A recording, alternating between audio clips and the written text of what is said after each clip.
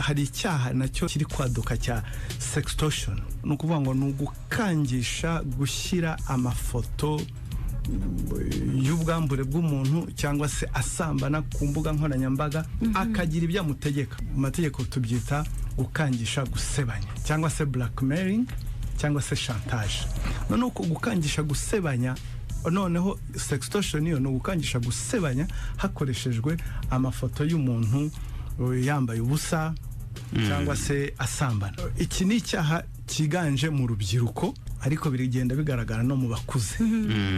Sextortion ni uburyo bwa exploitation, ni ugufatirana umuntu mu ntege nke zo kumukangisha, kumusebya, bashyira amafoto ye yambaye ubusa cyangwa se asambana. Impamvu mvuga asambana, ntabwo ibyo bintu biba hagati y'abantu bashakanye, biba hagati y'abantu nyine badafitanye isezerano, basambana, intimate partners. Ugasanga rero noneho hari igihe usanga babikoresha umwe yihimura ku wundi, yego, cyangwa se abikora agira ngo agire ijya musaba cyane amafaranga.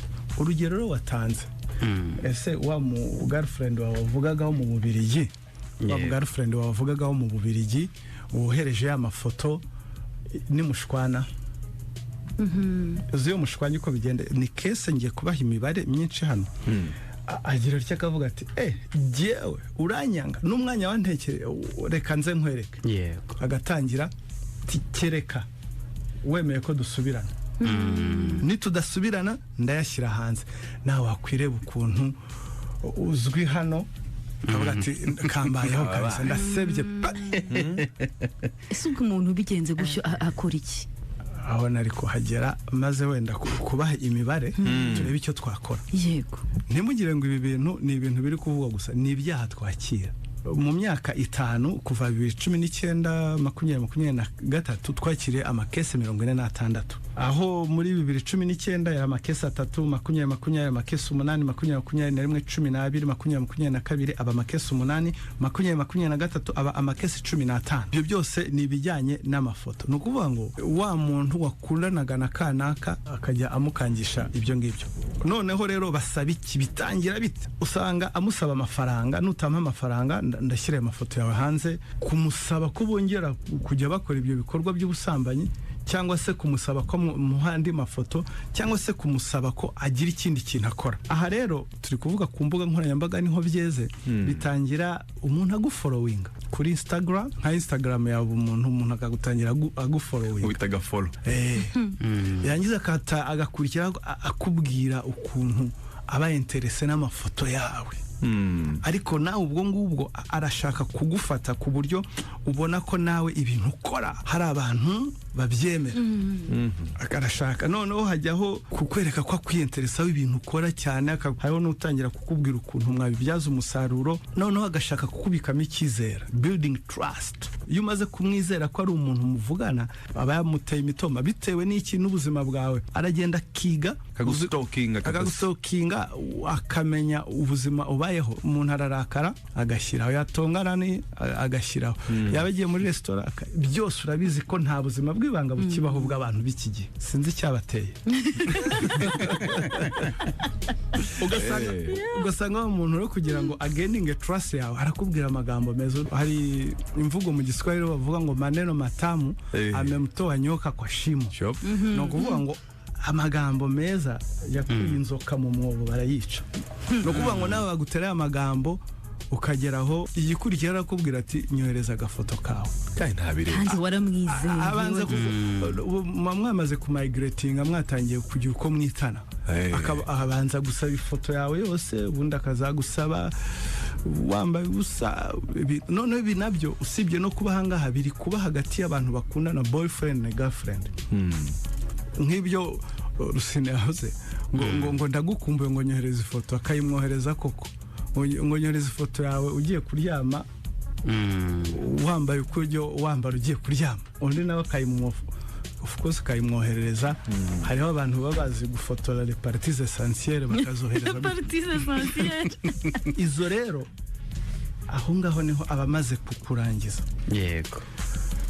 Hariho rero noneho usibye abo ngabo n'abari a distance, n'abashobora kuba babonana bahura hariho ubwo batangiye kuvuga ngo urukundo rwabo bamaze kurushyira ku yindi level bakundanye bakisanga bari ahantu ngo bagiye gusambana. Ndakoresha ijambo gusambana kuko sextortion iba hagati y'abantu badafitanye isezerano ry'urushako.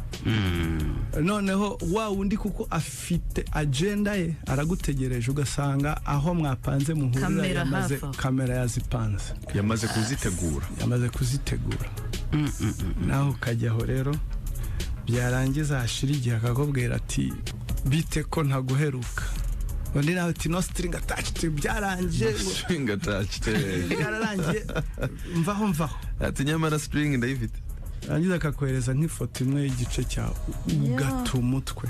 Ubwo ngubwo niba ibyo wakoze hari uwo wacitinze,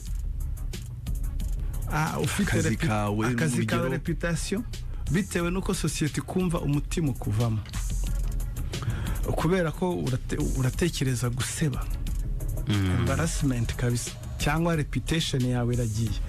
So ubwo rero iyo pressure igusaba kugira ibyo wubahiriza kubera reputation yawe, kubera gutinya guseba. Igihe byakubayeho rero byose icyo wakora ni iki ngiki. Burya ikosa rya mbere ni ukwemera gukora ibyo wa muntu yagutegetse. Iryo ni ryo kosa rya mbere ubukoze. Ni ukuvuga ngo in other words, ntabwo ugomba kwemera ibyo agutegeka. Niba ya mafaranga agusabye ntuyamuhe, niba agusabye ngo wongera ngo umwohereze andi mafoto ntubyemere. Icya kabiri, kosa rya kabiri bakora ni ukumugaragaza ko utewe impungenge, uhangayikishijwe nuko yakubwiye ngo arashyira amafoto hanze. Ibyo ngibyo ntugomba kubimwereka. Icya gatatu rero noneho cy'ingenzi ugomba gukora nabwo, don't start to feel guilty, ngo utangire kwicira urubanza. Urabona aho ibyo ngibyo bituma udatekereza neza. Izo ni don'ts tuvuga. Noneho rero icyo ugomba gukora, icya mbere, ibuka ko uri gukorerwa icyaha cya sextortion cyangwa se blackmailing, cyangwa uri gukangishwa gusebanya. Wibuke ko uri victim. Kabiri, wibuke ko RIB ihari kandi bereyeho abanyarwanda. Icya gatatu, ujye kuri RIB utange ikirego. Icyo twakubwira wowe, turaguhumuriza, niyo abagenzacyaha ibanga tuba twarabirahiriye, humura ntawe uzabimenya. Hariho banga kuza ngo n'ubundi ngo bizamenyekana, akaguma ha wa muntu amafaranga. Wa muntu ikoze iyo umuhaye amafaranga ya mbere azakwaka n'aya kabiri n'aya gatatu n'aya kane kugeza igihe azakwijegereza. Hanze aha hari abari ibihumbi 20 by'amadolari. Bitewe nyine nuko yafite, ntabwo ari business, nta mafaranga arimo, ahubwo harimo igifungo. Harimo igifungo kuko ni hagati y'umwaka umwe n'imyaka 3. Uri muri gereza ufunzwe, hakiyongeraho ndetse n'amande hagati ya miliyoni 1 na miliyoni 2. Ni ukuvuga ngo rero buriya icyaha kiguhanisha umwaka umwe n'imyaka 3, ntugire ngo kiba cyoroshye.